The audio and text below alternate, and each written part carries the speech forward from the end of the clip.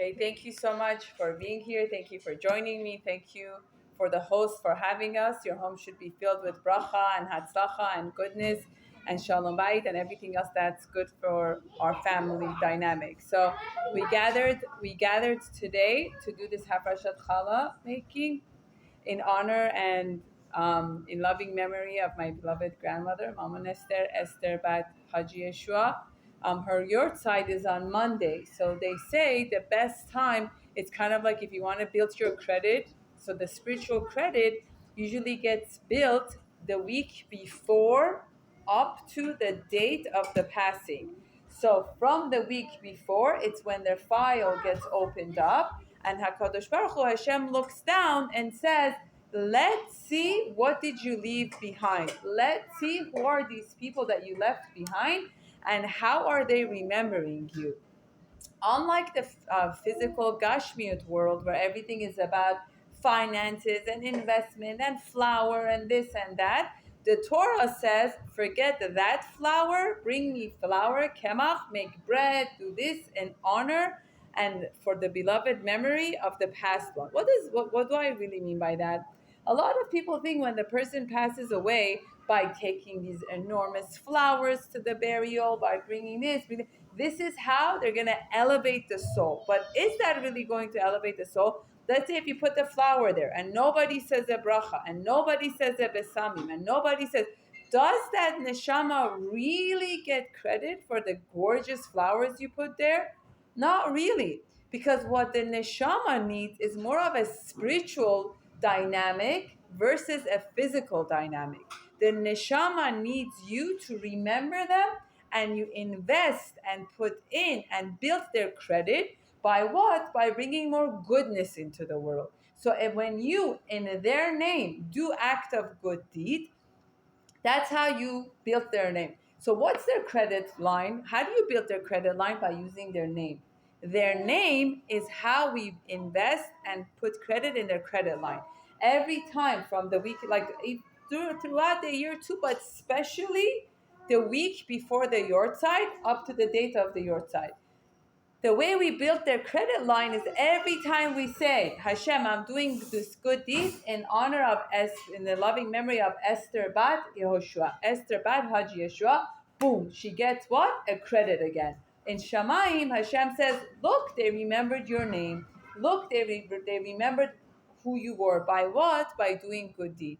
So another beautiful thing that we have to understand with spiritual things, even if you think of wanting to do it, but let's say it doesn't work out, she still gets the credit as if you did it. So when I send a text and people read the text and say, oh, Natalie invited me to come to this. I wish I could go, but I can't. Oh, for Esther Bat Yehoshuah, she gets a credit, and I get a credit for sharing it with you. So the fact that you didn't come, the fact that you couldn't make it, doesn't matter. In the spiritual world, it's all about what? Intention. Was your intention to come? Was your intention to be there? Even if you couldn't work out for whatever responsibility, she still gets the credit that this one read it, that one read it, and every time they say her name, Esther Bat Yehoshuah, she gets another investment. She gets another credit for her credit line. Because after 120 years, when we die and go into Shamayim, what Hashem wants to see is, what did we leave behind? What does that mean, what did I leave behind? It's not only about the property and the houses and the money and everything else. A lot of it has to do with the lesson and the achdut and the spirituality that we leave behind.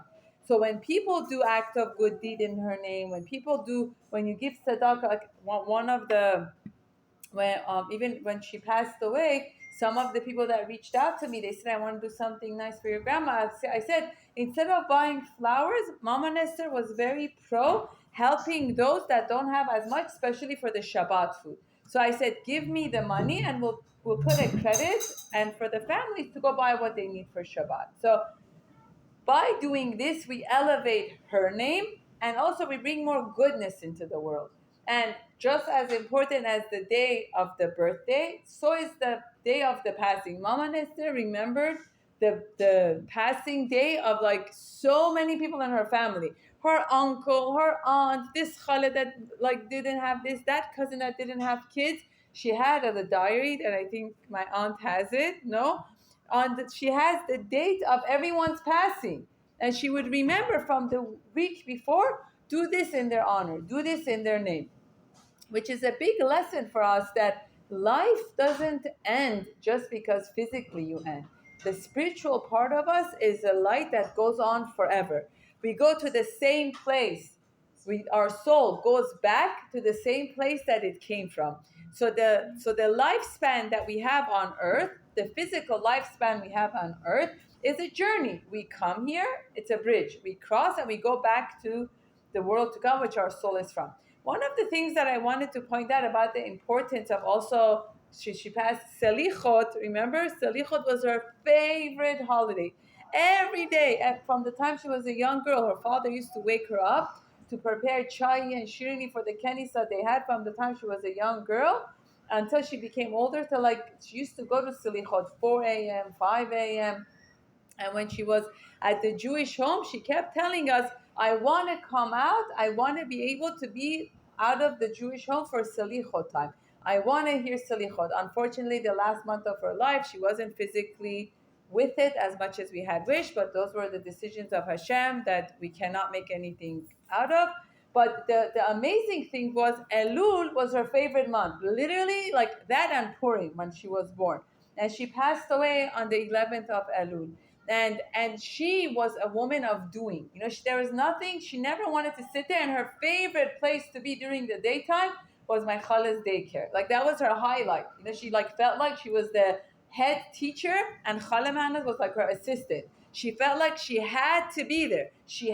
And people used to always ask me, what does she do?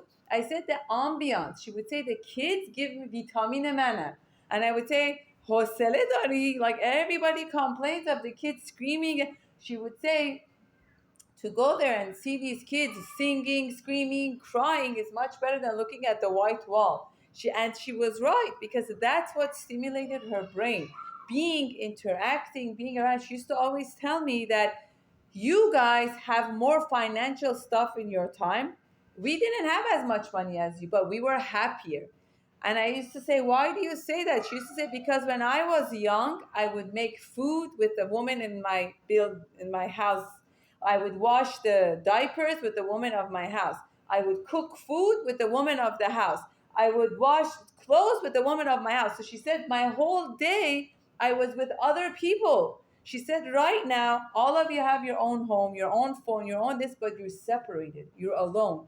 And she used to say the worst thing for a woman is to have a lot of time on her hand by herself and to think. And every time she thinks, she destroys herself, her marriage, and everything else about herself. Which brings me back.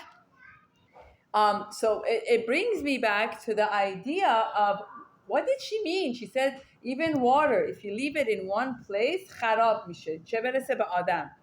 So if you really truly think about it, the lesson she was saying is that we need to know how much light we have inside of us for ourselves, not because of anyone else. We need to know our value. We need to know our self-worth. We need to know our goodness because of who I am.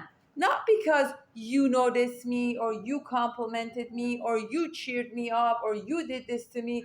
We need to know our value, and that we do have a value for the sole purpose of being ourselves. That is what happiness is. Happiness is when I'm able to wake up in the morning and say, God, thank you for another chance, because I am the entity of myself. I am lovable, I am valuable, I am important, and I am an extension of God. I'm not important because you think I'm important. I'm not lovable because you think I'm lovable. I am, because why? Because God gave me a neshama. God brought me into this world, and that itself is something so important. And we should never give the light of our life in anyone else's hand. Let me repeat that. We should never give the light of our life in anyone's hand. Not your mom, not your dad, not your husband, not your children. What do I mean? When every morning when you wake up and you say, like a lot of Persians, Man bachem hamid shime. یا اینم همه چیمه. Why do we say that? Why? That's not a Jewish approach. The Torah never tells you wake up because of this or because of that. Who does he say you should love with your life, with your heart? Who should be your everything? Who can answer my question? Why? Where do we learn that from? Beautiful. The only place in the whole Torah, I still haven't found it. If anyone watching this video finds it, you could share with me. I would love to know. The only time God says, "Ve'ahavta blank bechol levavecha," with all your heart, with all your being, with all your thought, with all your action. Who does it refer to? Who does it refer to? God. Bechol levavecha, with all your heart. Meaning what? Everything else around you becomes besides you. Everything, your parents, it says you should honor. Your mom, your dad, your grandparents, honor, right? It doesn't say love with all your heart, right? The entity that you're supposed to love with all your heart is God.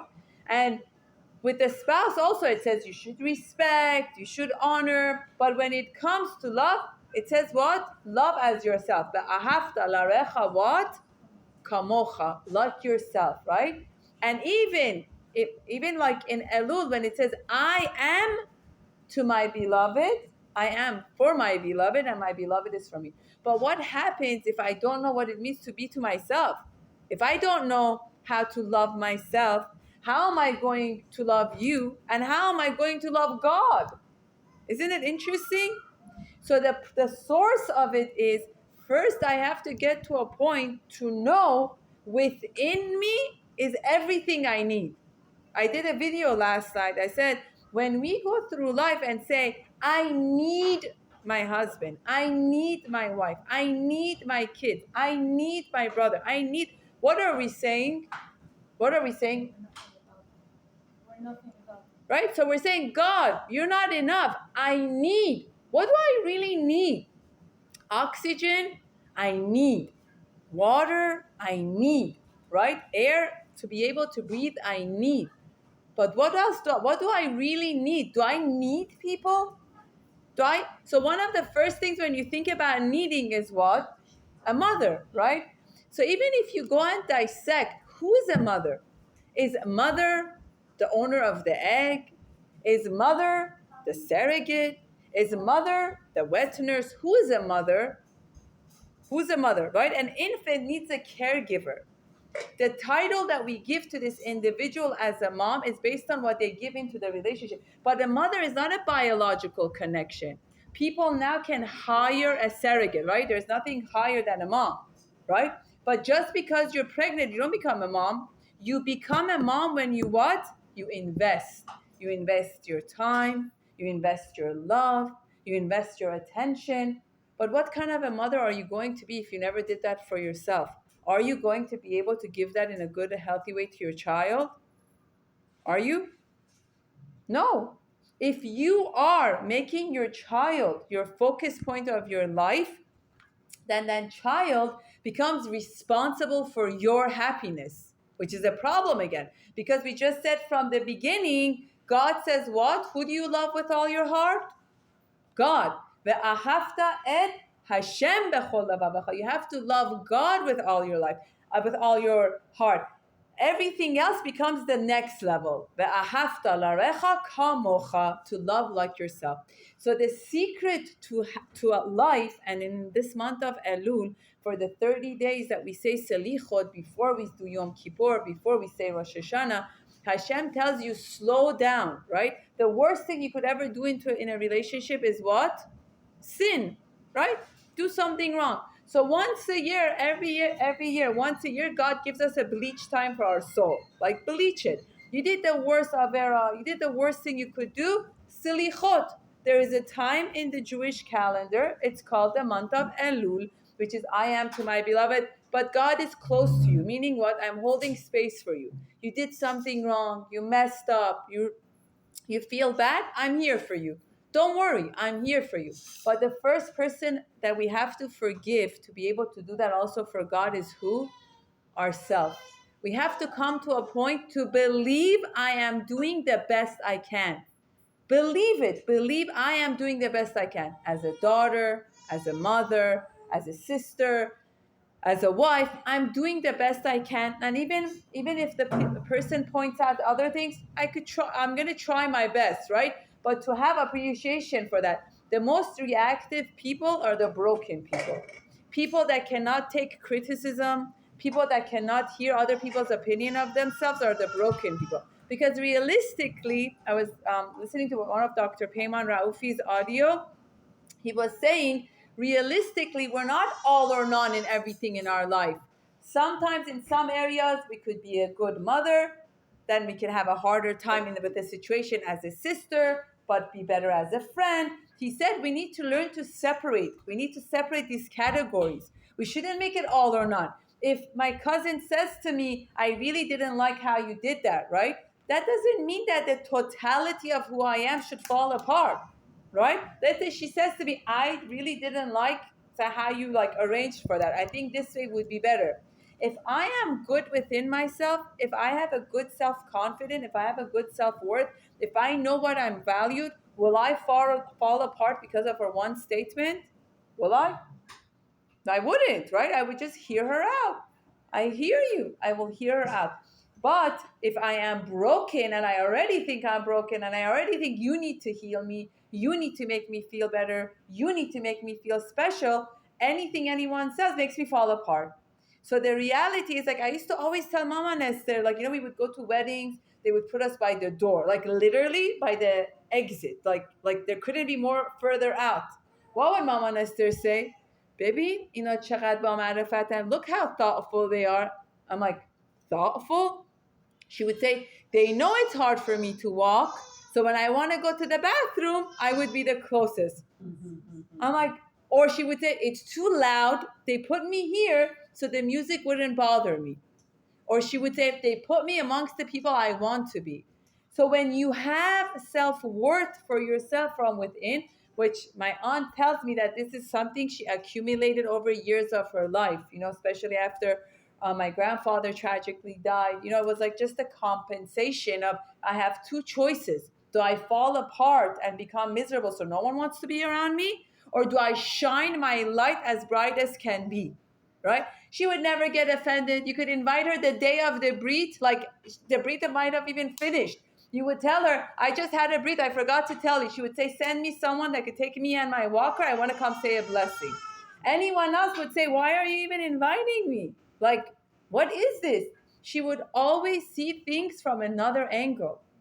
Was it that she had an easy life? Not necessarily. Was it that she had an easy upbringing? Not necessarily. But she made a choice. She made a choice to see the light within her, and she thought she and God were buddies. She and God were like besties. She was like the record of the brachot. Every time her mouth would open, it was always blessing. She had an ayin tov, she had a left tov, and she had a good mouth. She never said lashon tov. She always said goodness. Because from within her, she decided to tap into the good. She chose to tap it. And even towards the end, when she was at the Jewish home, everyone there would curse the nurses, hit the nurses. I was there when they would throw things at the nurses. And Mama Esther was the frontliners for the Persians. They would always bring her to talk to them about how nice the place is. Because everyone else, and Mama Esther would always say, they're doing their work. We're lucky that they are there to take care of us. And she always had the ayin tov, no matter what happened. And even if somebody would have an anger outburst, literally, they would have an anger outburst, the first thing she would usually say, instead of internalizing it like she's a bad person, that's why they're saying that to her, you could correct me if I'm wrong. She would either say, they had a bad day at work. She would either say, they're hungry. This is what she would say. She would say, they are acting like this to you because of what they're bringing home from their day. You're not really the problem. It's what they're bringing up from their day. So she was able to separate herself, which takes us back to the Elul. Elul, Hashem says, I'm close by, I'm near you. Even if we had challenges and friction and distance, I'm always here to make it up again. I'm always here to fix it again. So when we gather and when we learn, as much as I miss my mom and Esther, and I've cried a few times today, I keep trying to play music and dance. My daughter thought I lost my mind. Last night I was in my Esther's room. I was playing music. I was like smiling and crying. And she's like, "Are you okay? Like, how are you doing both?" I said, "Well, I'm sad because she's not here with me physically, but I'm happy because I'm remembering all the times I danced with her." And a lot of different feelings keeps coming up for me. So when we're able to love ourselves and all of our feelings all together, that's when the true healing comes. She was one of the best people to hold space for your cries. She would tell you ab bochor, and she would give you ab and rose water, but she would let you hear it out. And she would say like berize shpirun, like let it out so it doesn't hold and carry through you. But she was always besimcha with what she had. What she had, she always made the best part of it. And she came to most of my hafrasha classes with her walker, with this. Many times she would show up even to my house when I had the class half an hour before. And I would tell her, "Why didn't you call me to tell me you're here?" She would say, "Why? I was looking at the tree. I was seeing people pass by." She would like open the gate and say hello to whoever passed by. She always found a way to make the best out of her situation. The situation was what it was, but she made a choice to make the best out of her situation. And I think that's one of the biggest lessons for all of us, is to remember what we need, we have. God has given it to us. What we need is to create that deeper connection with ourselves and God. That is who we need. Everything else should be an add-on to our life. If my child says something positive, if my husband does, when we go through life demanding, expecting, and blaming, the first person we make miserable is ourselves. We should do things with the joy of our heart, for wanting to give, not to receive. To be a giver, but with a good heart. That's the outlook on life. When we come to a point to realize, when I wake up in the morning and I say mode ani, I don't say mode anachnu. I don't say mode ani ve'ima, or mode ani ve'bali, or mode ani ve my children. I say mode ani. Grateful I am. That I am and that higher power connection, I believe, is one of the biggest secrets to our happiness. And for whatever reason, if our mother had a harder time to do that or teach us or this one, you make the choice. Rabbi Tversky used to always say, "I'm sorry, I feel bad for what happened to you growing up and whatever your parents did, but how you choose to live your life from now on is your choice." So if what they taught you wasn't the right way, so learn to make the shift from today. Don't keep waiting for someone else to do it for you. And one of the, I'm going to end with this and then we'll go to the bread making. When it comes to compliment and recognizing our children, it's very, very important to empower our children to know they are good and valuable and they need to be proud of themselves within themselves. It's a big lesson.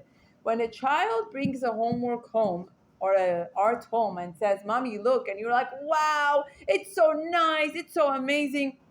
So the child thinks my work is only good if I get the firework from you, right? It's a very interesting lesson.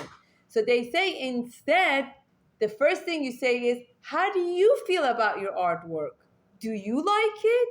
What do you like about your artwork?" Or you say, "You did a very nice job. How do you feel about it?" To keep turning it back on them so they say, "I'm proud of it. I'm happy with what I did. I did a good job." Do you see the difference? When we, many times, because I'm also very extreme and loud, and when my kids hang out with my cousin's kids, I have to keep telling them, take a notch down, because not everybody is going to do firework for them for eating, firework for them for playing, firework for them for sitting nicely and playing. We need to create a balance to the real world and the normal world, that they don't think they're doing something wrong because there isn't like loud sounds going on. It's good to acknowledge, it's good to recognize, but we need to remember the best gift we could give our kids is the gift of self-worth. The best gift we could give our kids is for them to know they are valuable, they are lovable, they are important because of who they are, not because I notice it in you all the time. We give that to them when they're children, but as they grow up, we want to shift it back to them. How do you feel about it? What do you think you should do? How do you think you did? So the more we do that, they walk with confidence within them that everything is in me, right? I am the safe box. I don't need you to be able to do this. I am. And that many moms, when their kids go to back to school or go to a birthday and they just walk out of the car, especially Persian Jewish moms. دیدی اصلا دیگه محلم نمیذاره. Instead of thinking to themselves, I did a good job. I built them confident enough that they could go in there and say, bye, mommy, and go in. I succeeded. I helped them to go to the next chapter. But when I don't feel good about myself, when I don't feel valuable and important, what happens? You become my purpose in life. You become my meaning in life. So when you're not there, when you don't miss me, when you don't notice me, when you don't compliment me, that means what? I'm not worth it. But is that a healthy way of living? It's not. We should not become enmeshed, codependent with anyone else except God. That's our purpose. So when we are doing the bread making, do you want to say something? Do you want to get the napkin so we can wipe it up? Yeah. Okay. Where is the napkin? Over there, by the sink. So when we come to a realization that how I am valuable and I am important, and I'm able, not in a haughtiness, but because I am an extension of God, then I'm able to share that with my kids too. I always tell moms, when you give your kids treats, when you give your kids dinner, whatever it is, always say, you forgot to ask if mommy wants. You forgot to ask mommy if mommy wants. When we don't do that at the age of 1 or 2 or 3, by the time they're 10, they just walk over us. Whether it's candy, chocolate, whatever it is, remind them that I exist. Because if you don't show them that you exist, they will not remember that you exist. Whenever you're bringing grocery from the car, mommy, can I help you? No, I got this. The more you do this, it comes to a point that they don't even bother asking. There's nothing wrong with involving our kids, inviting our kids, and asking for help from our kids. There's nothing wrong with it. It's all about having a good, healthy balance. So I'm gonna end this part, and we're gonna do the bread making.